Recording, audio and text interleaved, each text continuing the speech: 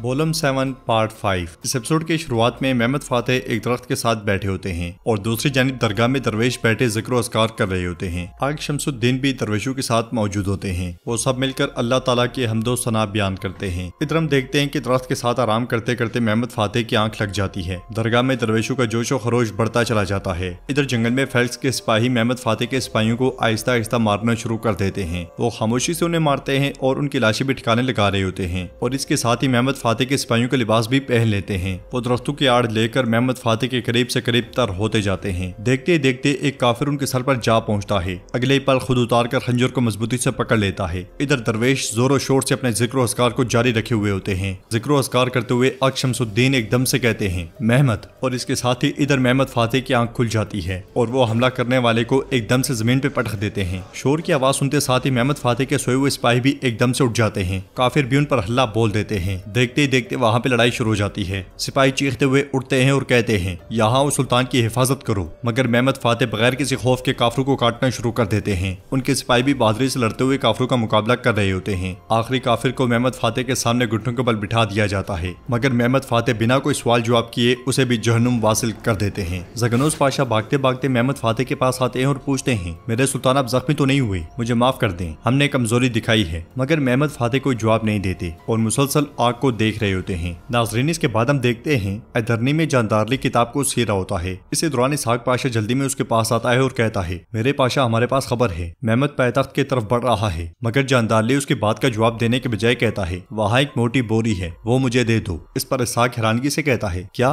मैं क्या बात कर रहा हूँ? तो जानदारली फिर से कहता है मैंने कहा वो मोटी बोरी मुझे दे दो, उस डिब्बे में है। यह सुनते साथ ही इसहाक डब्बी उसके सामने रख देता है और अपनी बात दोहराते हुए कहता है मैंने कहा मेहमद, उसने बाली साहब को भेजा और उरहान को पीछे हटा दिया है। उसके सामने पायतख्त आने में कोई रुकावट नहीं है। हम जो भी करते हैं वो हमेशा एक कदम आगे होता है। तो जानदारली कहता है हम एक शिकारी और खरगोश की तरह हैं। वो खरगोश का पीछा करता है लेकिन वो उसे पकड़ नहीं सकता। एक दिन उसने दूर से खरगोश को पुकारा, ए खरगोश भाई, मेरी टांगे लंबी हैं और तुम्हारी छोटी, मैं तुम्हें क्यों नहीं पकड़ सकता? खरगोश ने जवाब दिया तुम किसी और के लिए भाग रही हो, मैं अपने लिए भाग रहा हूँ। इसहाक कहता है मैं समझा नहीं पाशा। तो जानदारली कहता है हम सुल्तान के लिए भाग रहे हैं, अब हम खुद अपने लिए भागेंगे। शहजादे अहमद को अगवा करके कहीं छुपा दो, यहाँ तक कि अगर मेहमद तख्त संभालता है तब भी उसकी लगाम हमारे पास होगी। ये कहते साथ ही जानदारली फिर से काम में लग जाता है। उधर मेहमद फातेह एक बार फिर अपने साथियों के साथ पायतख्त के जानिब रवां दवा होते हैं। वो सब बहुत रफ्तार के साथ आगे बढ़ते ही चले जाते हैं। जब वो एक मुकाम पर पहुंचते हैं तो सामने बाली बे अकंजी सिपाहियों के साथ मौजूद होते हैं। मेहमद फातेह को देखते साथ ही बाली बे कहते हैं हजरत सुल्तान मेहमद खान आदाब। ये कहते साथ ही वो सब घुटनों के बल हो जाते हैं।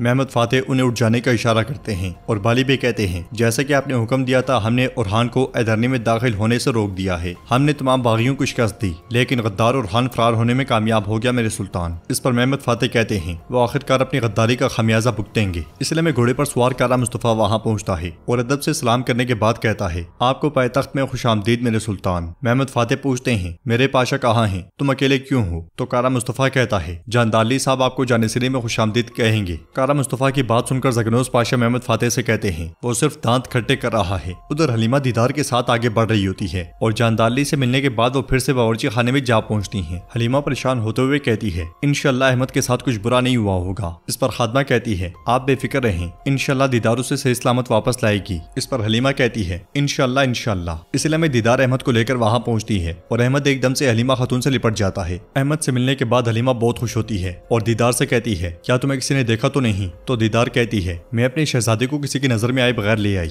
अहमद अपनी माँ से पूछता है माँ हम कहाँ जा रहे हैं? तो हलीमा उससे कहती है हमें यहाँ से कुछ देर दूर रहना चाहिए, लेकिन डरो नहीं, मैं हमेशा तुम्हारे साथ रहूंगी। यह सुनकर अहमद पूछता है माँ क्या मैं दोबारा महल में नहीं आऊंगा? हलीमा उससे कहती है तुम वापस आओगे मेरे शहजादे, तुम जरूर आओगे, तुम सुल्तान बनकर लौटोगे। इसके साथ ही वो खुफिया रास्ते से बाहर निकल जाती हैं। उधर हम देखते हैं कि इसहाक पाशा एक घोड़ा गाड़ी और चंद सिपाहियों के साथ जंगल में इंतजार कर रहा होता है। इसी दौरान वहाँ पे एक सिपाही आता है और उससे पूछता है दमी तोका में शिकारी कश्ती की तैयारी कर ली गई है? हाँ। तो सिपाही कहता है मेरे पाशा सब कुछ तैयार है, हर तरफ से महफूज कर लिया गया है। यह सुनकर इसहाक पूछता है हमारे रास्ते के बारे में क्या ख्याल है? इस पर सिपाही कहता है मेरे पाशा अचादम और कावाकली में रास्ते महफूज हो गए हैं। जवाबन इसहाक कहता है जब हलीमा खातून आएंगी तो हम जल्दी से निकलेंगे, सब तैयार रहें। उधर हलीमा खातून अहमद को लेकर खुफिया रास्तों से आगे बढ़ते ही चली जाती हैं और आगे बढ़ते बढ़ते जब वो मरकजी दरवाजा खोलती हैं तो सामने मारा, रेहान आगा और खातून के साथ खड़ी होती है। मारा को देखते साथ ही हलीमा के चेहरे का रंग उड़ जाता है और मारा आगे बढ़ते हुए कहती है क्या मैंने मैंने तुम्हें नहीं बताया था कि अहमद तुम्हारा नहीं बल्कि सुल्तान मुराद खान का बेटा है? तो हलीमा रोते हुए कहती है, ऐसा ना करो,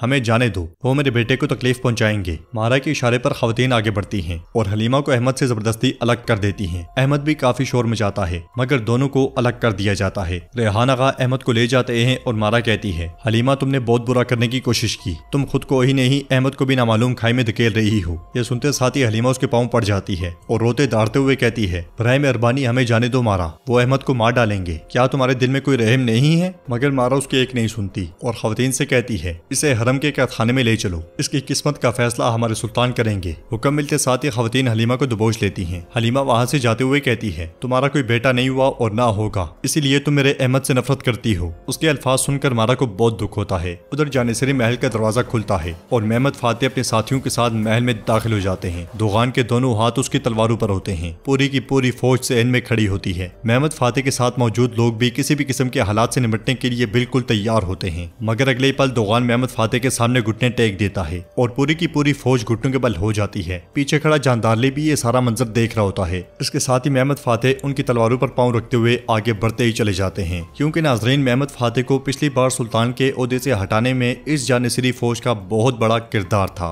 और उस वक्त भी फौज का कमांडर दोगान ही था। आगे बढ़ते बढ़ते मेहमद फातेह जानदारली के सामने जा खड़े होते हैं और उसकी बैत लेने के लिए हाथ आगे बढ़ा देते हैं। जानदारली भी हाथ को चूमते हुए बैत कर लेता है। यह मंजर देखकर सब लोग पुरस्कून हो जाते हैं और मेहमद फातेह जानदारली से कहते हैं, मुझे मेरे बाबा के पास ले चलो। जवाबन जानदारली कहता है, मेरे सुल्तान जैसे आपका हुक्म। महल के अंदर मारा और बाकी खवातीन मौजूद होती हैं। अहमद भी वहाँ मौजूद होता है। इसी दौरान वहाँ पे बाहर खातून आती हैं और मारा खातून से मिलने के बाद कहती हैं, लगता है हलीमा खातून के लिए हमारा इस्तकबाल करना बहुत ज्यादा है, मुझे वो नजर नहीं आ रही। तो मारा कहती है, हलीमा खातून चाह कर भी नहीं आ सकती। तो बाहर कहती है, ऐसा क्यों है? मुझे उम्मीद है कुछ गलत नहीं होगा। मारा कहती है, जानबूझकर गलत शख्स बनने के बाद क्या गलत नहीं होगा, ये यहाँ करने की बातें नहीं है, मजीद आपको अंदर बताऊंगी। फिर गुलशाह खातून को दूर खड़ा देखकर मारा पूछती है, गुलशाह खातून क्यों पीछे खड़ी है, क्या कुछ हुआ है? तो बाहर कहती है, सिर्फ आप ही नहीं है जिनके पास बताने के लिए कुछ है। इसके साथ ही बाहर मारा खातून के साथ आगे बढ़ जाती है और गुलशाह भी उनके पीछे पीछे जाती है। तो नाज़रीन, इसके साथ ही बोलम का पार्ट 5 इख्तिताम पजीर होता है। इस एपिसोड के बारे में आपकी क्या राय है, आप हमें कमेंट बॉक्स में बता सकते हैं। अगर आपको ये वीडियो पसंद आई है तो वीडियो को लाइक करें, चैनल को सब्सक्राइब करें और बेल आइकॉन पर लाजमी से क्लिक कर दें। इंशाल्लाह मिलते हैं नेक्स्ट वीडियो में, तब तक के लिए रखें अपना और अपनों का बहुत ज्यादा ख्याल। अल्लाह निगहबान।